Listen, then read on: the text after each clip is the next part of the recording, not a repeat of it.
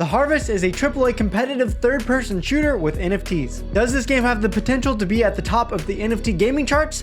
Let's jump into the Balthazar research and find out.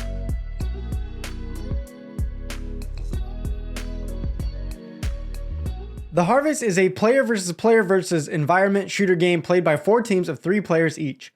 Each team has a base where the base will store up all the team's essence during the match.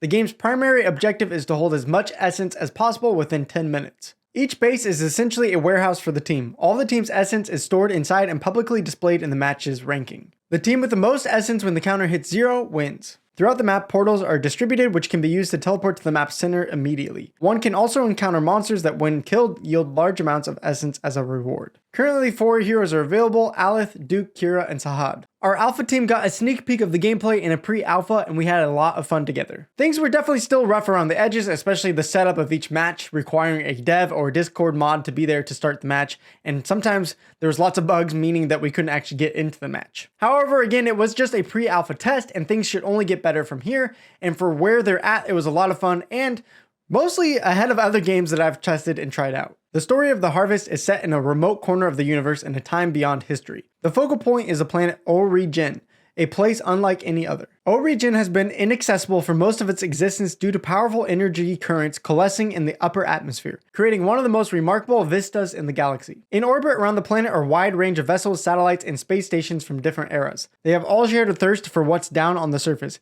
hidden behind the energy-potent atmosphere opening from time to time. As with all important things in life, people want it. However, when there's only one place it can be found and in limited availability, there is bound to be danger and conflict in getting it. When the atmosphere irregularly opens, there is a short window of time where adventurers and warriors throw themselves onto the planet's surface and battle to the death for as much of the substance as possible. As I've said before, I don't tend to weight the lore of a multiplayer competitive game as much as other games because most people are going to be focused on the gameplay and probably ignore the lore. However, the Harvest does do a good job of setting up the lore enough for us to give a reason to keep fighting in this arena. They also go above and beyond what you can read in the research about the ancients. In this section, they explain the start of the first Harvest and why the planet has reacted against itself and has become so dangerous. They also go in good detail into their 4 prominent civilizations. These are the Imperial Triarchy, the Drifters Commonwealth, the Ascendancy, and the Sons of Venor. The solid gameplay and lore that we have seen so far has given the Harvest a background score of 8 out of 10. In the Harvest, NFTs come in a few forms. The main NFTs in the Harvest is cards.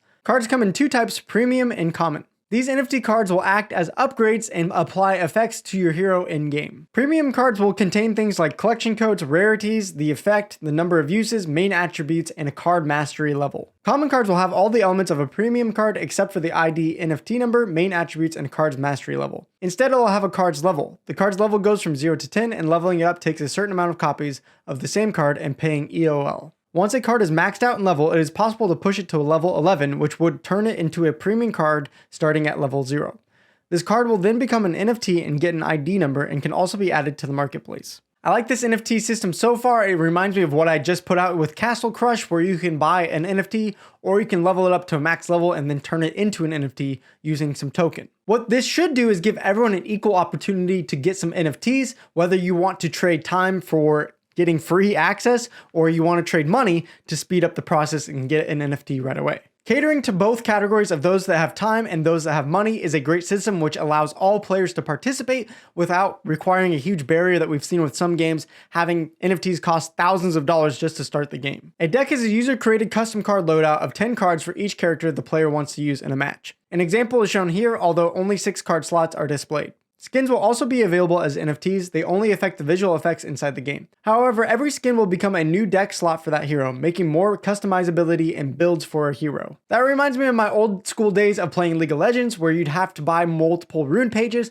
if you wanted different setups and different builds for your characters. The rewards will vary depending on current ranked league. The higher the league, the better rewards. After a match, players will receive experience points based on their performance. Players are rewarded a mystery bag when leveling up, which can come in different tiers. Hence, the rewards can vary in rarity. Its contents range from standard boosters and some EOL to large amounts of HAR, premium boosters, and even secret cards. A percentage of all booster sales and in-game transactions will go to the treasury. Because the Harvest is a game for the community, full of events, tournaments, and competitions, much of the HAR in the treasury will be used to ensure there are enough rewards for players at the top of the leaderboards. All of this sounds good to me so far. We've seen a lot of games do this wrong where everyone gets a huge amount of rewards, even if you're at the bottom tier of a game. I like that they're thinking ahead and saying, hey, those who are going to be at the top of the leaderboards or tournaments, those are the ones who are going to be rewarded the most. That's the way it needs to be. And lastly, with their NFTs, they have some interesting ideas around land. Players with land will be able to add buildings such as extractors, factories, markets, and banks. Extractors will allow players to increase earnings. Factories will allow players to get better results when leveling up their cards or upgrading constructions. Markets give players an advantage over the actual NFT market, where their NFTs will be highlighted and have priority for sales, reduced fees, etc.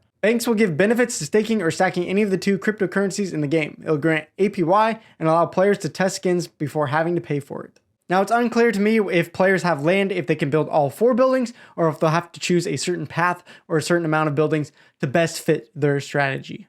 A ton of other games that I've seen implement land usually is just catering to people that want passive income. Besides the bank buildings and the harvest, it looks like the other 3 are going to be potentially active ways to use your land. I like that it's encouraging people with land to actually participate in the ecosystem rather than just gain passive income. With all these things in mind, the Balthazar Alpha team rated the NFT gaming assets a 7 out of 10. Also, the artwork has received a 7.5 out of 10. Now let's jump into the white paper scoring, including things like blockchain and tokenomics. The harvest features 2 capped tokens, HAR as the governance token and EOL token as the in-game currency. The team's intention is to allow everyone to play the game for free, hence removing any financial barriers to start playing. The harvest is designed for massive audiences, being easy to play but hard to master. Therefore, playing is easy and free, but one must show some skill to earn. Now, what did we at the Alpha team think about their tokenomics? Unfortunately though, even though in the white paper there is a section for token distribution, there is nothing in there. Also, the information regarding these tokens in general is a bit thin in the white paper.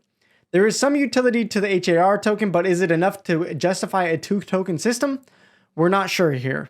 In our eyes, a deflationary single token system with a lot of recycling could probably do the same job and consolidate the utility into 1 token. An idea would be to price in-game items in fiat, for example USD, while still using the token for payment and transactions, doing live calculations for what things would cost. We've seen a few other games go this route and it takes away some of the complexity.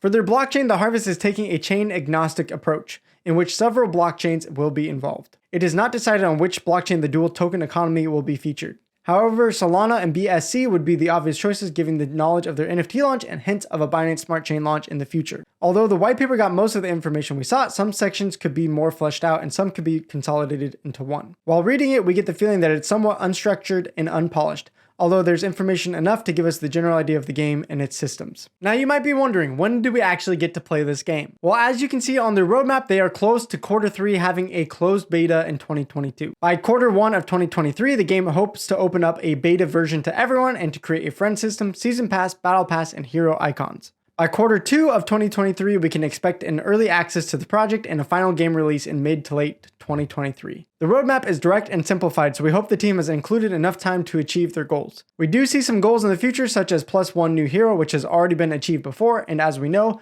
the more often something is done, the easier it becomes. All these reasons led the Alpha team to scoring it a 6 out of 10 for their white paper. As for the team at the Harvest, it is solid with lots of relevant experience. The team members and advisors are listed clearly on the Harvest website with good descriptions of themselves and notable previous experiences. Although the members at the Harvest don't have vast experience from a lot of previous AAA titles, such as the team working with Parallel, they still have a strong foundation of members that have been in their respective roles for a long time. A team that has lots of experience and is transparent about themselves is always going to get a thumbs up from me. We've seen way too many projects give us little information about team members and some none at all. I also got to meet Antonio, one of their advisors on the blockchain side of things at NFT NYC, and I was really impressed by the philosophy and values he had around blockchain gaming. You also get to hear a little bit from Ferran in our gameplay video coming up as he played with the team. After researching the team of the Harvest, the Alpha team has decided to give them a score of 7 out of 10. As always, I do want to remind you that before we give you the final score of the Harvest, you can always jump over to Balthazar's website to find the full research report, as well as check out our launchpad to see upcoming NFT games selling their NFTs and tokens. Now for the final score of the Harvest. We don't have time in this video, but you can jump to the report to see they also received a 7 out of 10 on their website and a 5.5 for their socialnomics. The Harvest is an exciting project that we're really looking forward to seeing its progress on. The lore is in depth and the team behind the Harvest has gone above and beyond to make it an interesting universe for us to delve into. Their details and story about the different civilizations is intriguing, and we're excited to see how it all plays out. We hope the team will focus on the lore as well as the game itself. In conclusion, our overall conviction is high with this project, and we're looking forward to seeing if the Harvest will succeed in their goals of making the Harvest a competitive game in the GameFi space. After averaging the scores of the Alpha team across 7 different categories, the Harvest has received a 7 out of 10. I'm really looking forward to the development of the Harvest and seeing how it goes, especially after trying their alpha. Now, as things progress, I really hope to see things improve on the side of matchmaking in the server, as well as maybe seeing some new game modes that can add different variety to players, as well as create more game modes that can be played competitively. I must admit though, even in alpha, the Harvest is ahead of most other NFT games that I've played, and is really the only second multiplayer game that is competitive that I've been able to play with friends. So I hope they can continue to push the envelope, create a game where Web2 gamers that don't even know about NFTs will be willing to jump in and start playing. So set your sights on Q1 of 2023, as you'll definitely want to try out their open beta when it comes time. For now, that's it about the Harvest. Stay tuned this week to see our gameplay testing with the alpha team. For right now, you can go check out one of these other videos, and I'll see you over there. Salamat, thank you, and gracias for watching.